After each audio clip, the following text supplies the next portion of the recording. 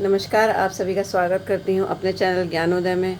और जैसा कि आप सभी लोग जानते हैं कि इस समय हम लोग राम काव्य धारा को लेकर चर्चा कर रहे हैं, और राम काव्य धारा के अंतर्गत आज मैं आपको तुलसीदास जी के विषय में बताऊंगी, क्योंकि राम काव्य धारा के जो प्रमुख प्रतिनिधि कवि हैं वो तुलसीदास ही माने जाते हैं। ठीक है, माफ़ कीजिएगा, थोड़ा सा आवाज़ में ढीलापन है, तबीयत कुछ नासाज सी है, बस आपको पढ़ाने आ गई आज। तो सोचा कि गैप जो है करना ठीक नहीं है, क्योंकि वही है कि कोर्स भी कंप्लीट करवाना है मुझे, तो इसलिए थोड़ा सा मैनेज कीजिएगा। ठीक है, तो चलते हैं तुलसीदास की ओर। ठीक है, तो देखिए तुलसीदास जो थे, तो गोस्वामी तुलसीदास के जीवन परिचय की अगर हम बात करें तो गोस्वामी तुलसीदास के जीवन परिचय में इनका जन्म जो है वो हुआ था 1500, देखिए 1554 विक्रम संवत या 1589 विक्रम संवत, ये दो जो है सन माने जाते हैं, दो विक्रम संवत माने जाते हैं तुलसीदास के, अलग अलग लोगों के द्वारा। मूल गोसाई चरित्र जो रचना है और मंगलमान, ये जो दो रचनाएं लिखी हुई हैं, इनके अनुसार जो इनका जन्म काल है वो 1554 माना जाता है, जबकि 1589 जो है वो राम गुलाम द्विवेदी के द्वारा माना जाता है। ठीक है, ये विक्रम संवत है, लेकिन अगर एग्ज़ाम में ईस्वी आ गया तो आप ईस्वी जो है चेंज करके, विक्रम संवत को ईस्वी में चेंज करके याद रखेंगे। ठीक है, हो सकता है एग्ज़ाम में ईस्वी में भी लिखा हुआ आ जाए। तो ये दो मत माने जाते हैं इनके जन्म के। ठीक है, लेकिन जो सही समय है, मतलब आदर्श जिसको माना जाता है, अधिकतर विद्वानों ने ये समय ठीक बताया, 1589 विक्रम संवत। ठीक है, 1589 विक्रम संवत जो है वो सही समय बताया गया है। और देखिए एक चीज़ मैं लिखना भूल गई, आप जो है याद रखिए 1526 ईस्वी। ठीक है, ये जो है वास्तव में 1526 जो ईस्वी माना था इनका जन्म, वो शिव सिंह सरोज के द्वारा माना गया था। किसके द्वारा? शिव सिंह सरोज के द्वारा। ठीक है, ये भी आप लिख लीजिए, 1526 ईस्वी शिव सिंह सरोज के द्वारा। जबकि राम गुलाम द्विवेदी जो थे ये, ठीक है, राम गुलाम द्विवेदी के अनुसार इनका जन्म 1532 ईस्वी, ठीक है, 1532 ईस्वी माना गया था। मैंने उधर विक्रम संवत में लिखा है, इधर 1532। ठीक है, तो राम गुलाम द्विवेदी के अनुसार ये माना गया। तो जन्म स्थान इनके चार माने जाते हैं अलग अलग विद्वानों के अनुसार, एक हाजीपुर है, एक राजापुर है, एक सोरों है और एक अयोध्या है। ये चार स्थान इनके जन्म के माने जाते हैं। ठीक है, लेकिन जो राजापुर बांदा जिला, ठीक है, आपने पढ़ा भी होगा ज़्यादातर बुक्स में, राजापुर स्थान पर जो बांदा जिला है, बांदा जिले में राजापुर में इनका जन्म जो है वो ये आदर्श जन्म स्थान माना जाता है। ठीक है, हालांकि ये चारों आते हैं अलग अलग विद्वानों के अनुसार। ठीक है, तो जो पूछे जाते हैं परीक्षाओं में वो मैंने आपको बता दिए। बाकी जो है आपको मतलब जितनी भी एक्स्ट्रा चीज़ें हैं वो आपको लर्न करने की ज़रूरत नहीं है, आप परीक्षा के हिसाब से लर्न कीजिए जो पूछा जाता है परीक्षा में। ठीक है, अब इसके बाद आता है बचपन का नाम। ठीक है, इनके बचपन का नाम जो है आप सभी को पता ही है, इनके बचपन का नाम राम बोला था। ठीक है, लेकिन इनका जो रियल नेम था वो तुलसीदास नहीं था। जब ये वैष्णव संप्रदाय में दीक्षित हुए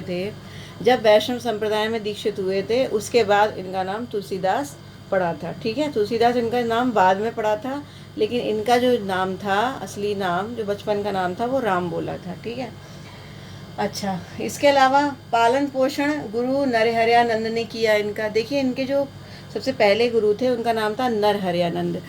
नरहरयानंद जी ने इनका पालन पोषण किया। क्यों किया? क्योंकि बचपन में ही इनके माता पिता का देहांत हो गया था। ठीक है, तो इनके माता पिता थे नहीं, तो इसीलिए गुरु नरहरयानंद ने इनका पालन पोषण किया और उन्हीं के संस्कार इनके अंदर गए थे, और इसीलिए ये जो है राम भक्त आगे बने थे। तो नरहरयानंद जो ने इनका पालन पोषण किया। इनकी मृत्यु जो है वो 1680 विक्रम संवत। ठीक है, 1680 विक्रम संवत या फिर 1623 ईस्वी। ठीक है, अगर आप इसको चेंज करेंगे तो कितना आएगा? 1623 ईस्वी। ठीक है, तो ये माना जाता है। और काशी में इनका जन्म जो है, काशी में इनकी जन्म नहीं, इनकी जो मृत्यु हुई थी वो काशी में हुई थी। ठीक है, ये आपको याद रखना है। और कहाँ हुई थी ये प्रश्न जो है पूछा गया था एक बार, टीजीटी के एग्ज़ाम में आया था कि कहाँ पर तुलसीदास की मृत्यु हुई थी। ठीक है, तो आपको पता होगा कहाँ हुई है। ठीक है, काशी में हुई है। और कौन से घाट पर हुई? अस्सी घाट पर हुई। इसके विषय में एक उक्ति भी आती है, लिखी हुई है कि संबत 1680 अस्सी गंग के तीर, संबत 1680 अस्सी गंग के तीर, श्रावण शुक्ला सप्तमी तुलसी तजो शरीर। ठीक है, श्रावण शुक्ला सप्तमी तुलसी तजो शरीर। तो अस्सी, अस्सी जो शब्द का यूज़ हुआ है उससे ये जान पड़ता है कि अस्सी घाट में, इन घाट पर इनकी मृत्यु हुई थी। कहाँ? वाराणसी में, काशी में। ठीक है, अब उसके बाद आगे चलते हैं। फिर है उपाधि। ठीक है, देखिए मैं जितनी भी पंक्तियाँ बोलती हूँ, मेरी एक एक पंक्ति में एक एक क्वेश्चन छिपा हुआ है। अगर मान लीजिए कोई चीज़ यहाँ नहीं भी लिखी हुई है तो मैं जो बोल रही हूँ आप अपने नोट्स में लिखेंगे। ठीक है, भले ही मैं आपको पीडीएफ दूंगी और पीडीएफ आपको मिल जाएगी, आप उसकी फ़ोटोस्टेट करवा कर अपने पास रख लीजिए। लेकिन वीडियोस में अगर मैं बहुत सारी बातें, मैं एक्स्ट्रा बातें भी बोलती हूँ जो शायद आपको पीडीएफ में नहीं मिलेगी, या फिर हो सकता है वो आपको पढ़ने से ही समझ में आएगी। ठीक है, बहुत सी बातें एक्स्ट्रा भी मैं बता जाती हूँ, तो इसलिए आप उन चीज़ों को नोट करते चलिए। ठीक है, ये ज़रूरी है नोट करना। ठीक है, या फिर अपने नोट्स में ही आप उसको ऐड कर लीजिए। तो देखिए पीडीएफ में नोट ऐड भी कर सकते हैं मेरी, जो मैंने आपको पीडीएफ में भेज रही हूँ टेलीग्राम ग्रुप पर। तो देखिए इनकी उपाधि, इनको दो उपाधियाँ मिली थी। एक तो लोकनायक की उपाधि मिली थी। ठीक है, और एक मैं यहाँ पर मैंने लिखी नहीं है, वैसे आप सभी को पता होगा, इनको हिंदी का जातीय कवि भी कहते हैं। क्या कहते हैं? हिंदी का जातीय कवि भी इनको कहा जाता है। तो इनको दो उपाधि मिली, एक तो लोकनायक की और दूसरा हिंदी का जातीय कवि। ठीक है, तो ये बहुत ही इम्पोर्टेंट है, दोनों उपाधि बहुत ज़्यादा पूछी जाती हैं। ठीक है, ये आपको पता होना चाहिए। ठीक, अच्छा, तो ये तो हो गई कुछ मेन बातें तुलसीदास के विषय में। इसके बाद फिर आगे चलते हैं। जो तुलसीदास थे, इन्होंने श्री राम के अनौपनिषदिक ब्रह्म स्वरूप को स्वीकार किया था, यानी कि वो राम को कोई उपनिषदों से जन्मा हुआ नहीं मानते थे। वो ये नहीं मानते थे कि ये वैदिक देवता के रूप में हैं, वो देवता के रूप में उन्हें नहीं मानते थे। वो वास्तव में उन्हें अपना भगवान मानते थे। वो एक दास्य भाव रखते थे, अपना स्वामी उनको मानते थे, राम को। ठीक है, तो अनौपनिषदिक ब्रह्म स्वरूप को उन्होंने स्वीकार किया था कि ये ब्रह्म हैं, यानी ये भगवान हैं, लेकिन वास्तव में अनौपनिषदिक हैं। ठीक है, उपनिषद से संबंधित रूप उन्होंने नहीं माना था इनका।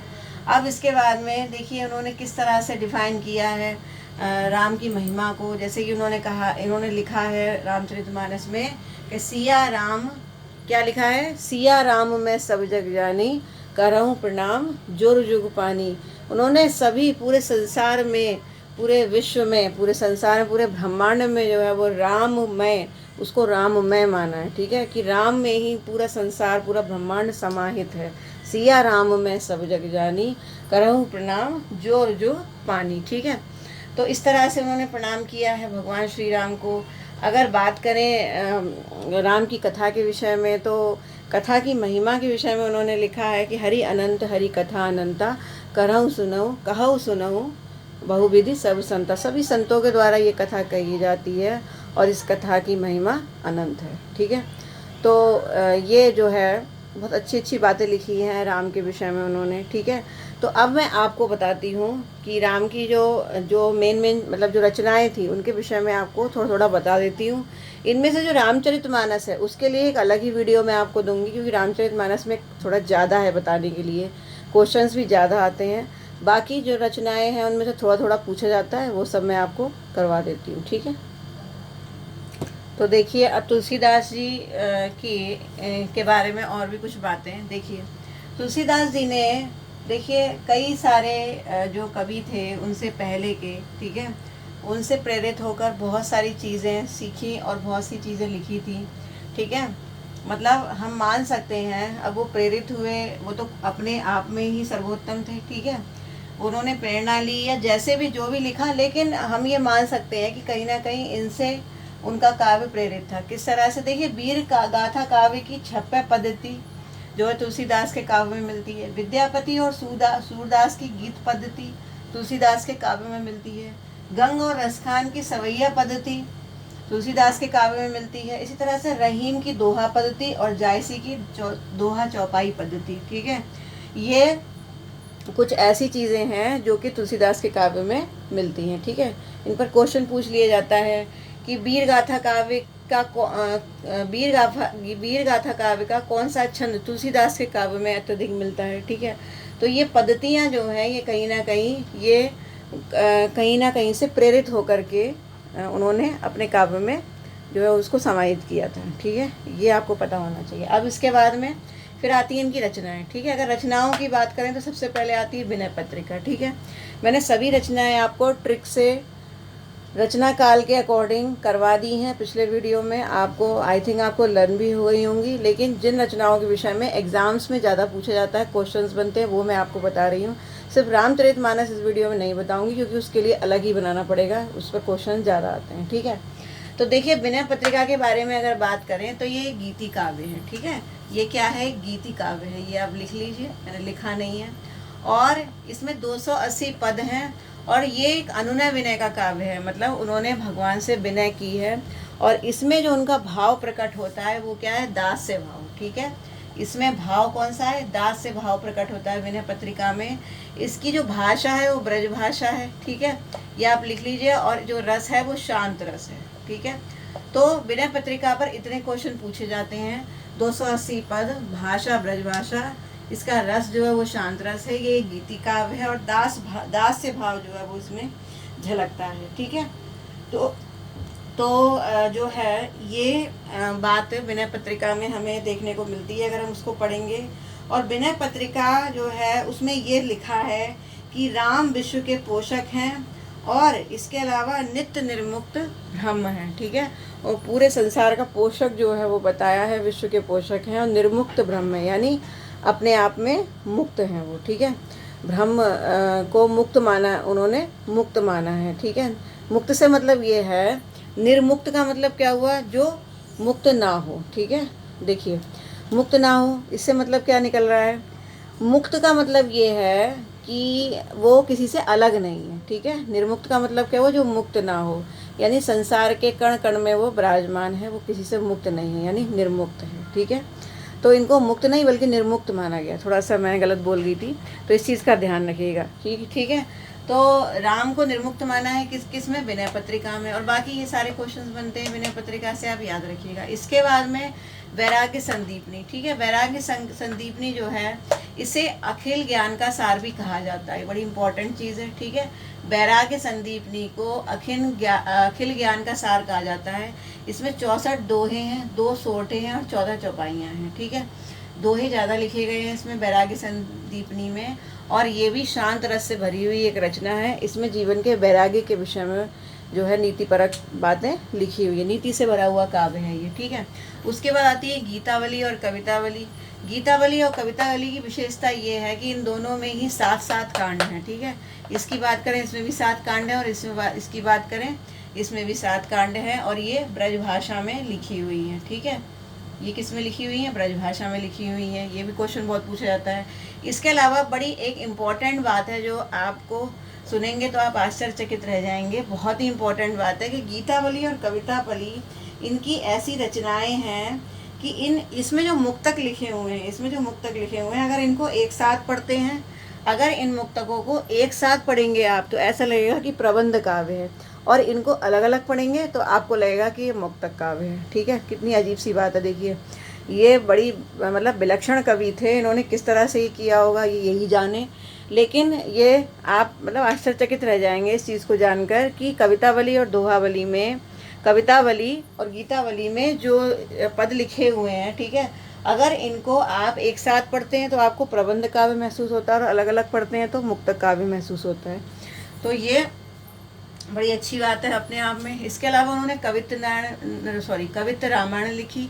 कवित्त रामायण जो है ये सवैया शैली में लिखी हुई है। ठीक है, रसखान की और गंग कवि की जो सवैया शैली थी, ठीक है, उससे प्रेरित होकर ये सवैया शैली में लिखी है। कौन सी?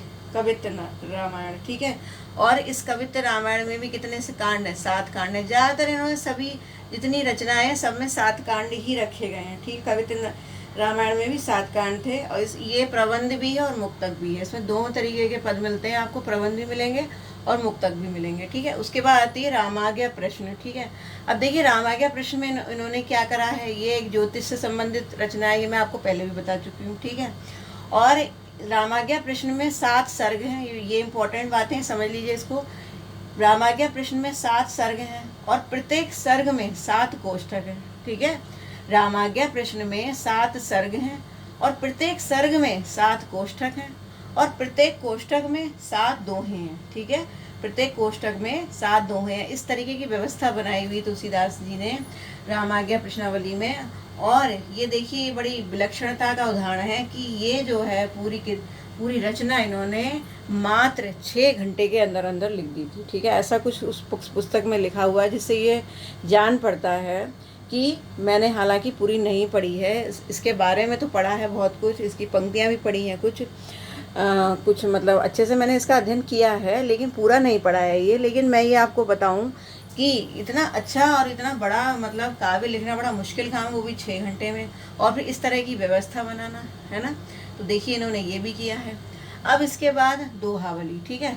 दोहावली में 573 दोहे हैं और 22 सोरठे हैं, ठीक है। दोहावली में ये जो है और इसमें वास्तव में दोहावली में जो तुलसीदास ने समय समय पर जो कुछ दोहे वगैरह वो लिखते चले गए थे, वो सारे उन्होंने दोहावली में अपने इकट्ठे कर दिए थे, ठीक है। उसी में लिखते जाते थे वो, तो समय समय पर कुछ दोहे वगैरह सोरठे लिखे थे, तो वो इसमें दिखाई देते हैं। अच्छा, अब इसके बाद आती है बरवे रामायण। बरवे रामायण जो है ये इन्होंने रहीम की बरवे नायिका भेद जो रचना है उससे प्रभावित जो है ये मानी जाती है, ठीक है। इसको पढ़ करके ऐसा लगता है बरवे रामायण को कि ये कहीं कहीं काव्य की दृष्टि से रहीम की बरवे नायिका भेद से प्रभावित रचना है, क्योंकि आपको मालूम है कि रहीम भी उस ज़माने में थे, ठीक है। वो भी अपनी रचनाएं लिख रहे थे, तो कहा जा सकता है कि उससे प्रभावित रचनाएं हैं, ठीक है। उसके बाद है पार्वती मंगल, ठीक है। पार्वती मंगल जो है ये जो पार्वती मंगल है ये कुमार संभव, ठीक है। ये कुमार संभव जो कि किसकी लिखी हुई है आपको पता होना चाहिए, ये कालिदास की लिखी हुई थी, ठीक है। कुमार संभव। तो पार्वती मंगल ये माना जाता है कि पार्वती मंगल का आधार जो है वो कालिदास की कुमार संभव है, ठीक है। जब पार्वती मंगल को आप पढ़ेंगे तो आपको ऐसा लगेगा कि कालिदास की कुमार संभव से ये प्रेरित रचना है, ठीक है। इसके अलावा जो जानकी मंगल है वो वाल्मीकि रामायण इसका आधार है, ठीक है। ये प्रश्न सब बनते हैं, पूछने लायक प्रश्न है। पूछा जा सकता है कि पार्वती मंगल का आधार ग्रंथ कौन सा था, तो आप क्या लिखेंगे, कुमार संभव, ठीक है। या फिर जानकी मंगल किस ग्रंथ पर आधारित थी, किस महाकाव्य पर आधारित थी, वाल्मीकि रामायण। बरवे रामायण किस ग्रंथ से प्रभावित थी, ठीक है, किस रचना से प्रभावित थी या किसकी रचना से प्रभावित थी, ये आपको पता है। मतलब आप ये समझ लीजिए इतने सारे जो है मैंने आपको चीज़ें बताई हैं, इनमें से बहुत सारे पॉइंट्स निकल के आ रहे हैं आपके एग्ज़ाम के लिए, इसलिए बहुत ध्यान से इसको तैयार कीजिएगा। एक क्वेश्चन और बनता है कि तुलसीदास जी का ऐसा कौन सा काव्य है जिसमें मंगलाचरण नहीं है। देखिए जितने भी इन्होंने काव्य लिखे सब में मंगलाचरण दिया है, लेकिन केवल एक बरवे रामायण, एक ऐसी रामायण इन्होंने लिखी बरवे रामायण जिसमें मंगलाचरण नहीं दिखाई देता, ठीक है। मंगलाचरण उन्होंने नहीं किया है। और इसके अलावा इसमें 7 कांड हैं, 7 कांड तो उन्होंने ज़्यादातर सभी में डाले हैं, ठीक है, लेकिन मंगलाचरण नहीं है इसमें, ये इंपॉर्टेंट बात है। उसके बाद बचती है रामचरितमानस, ठीक है।